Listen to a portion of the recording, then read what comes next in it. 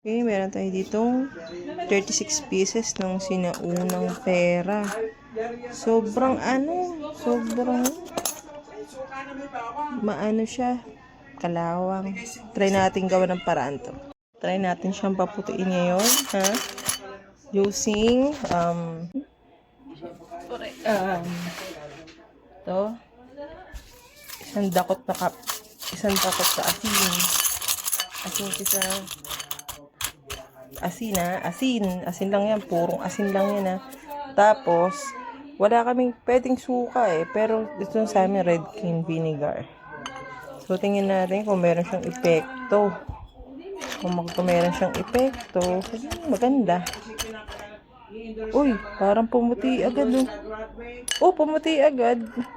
Ayan, O, diba? Ayan, natatanggap, sumusukat. No. Ayan, nandamak out. Kita nyo naman, on the spot, umaano na agad siya, pumuputi na. Tingnan natin mga ilang minuto pa, babad muna natin. Pero pumuti agad, balik rin ko nga. Oo, tanggal na agad, acid. Red cane vinegar lang yun.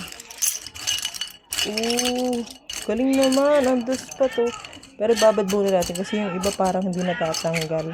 Ha? Okay. Balikan na natin mamaya.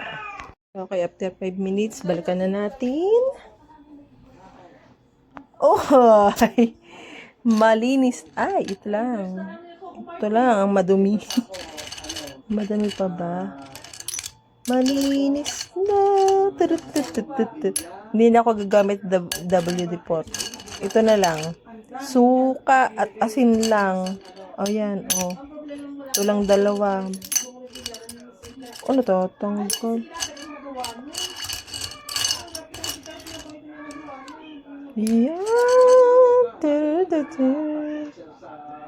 Diba? Ito pala. So, naku. Hindi. Natatanggal din siya. Konting babad pa yan. Saka ito. Okay. So, yan. Ang finished product. Malilinis na. Konti na lang siya. Ito, Yan, ha. Malinis na. Okay.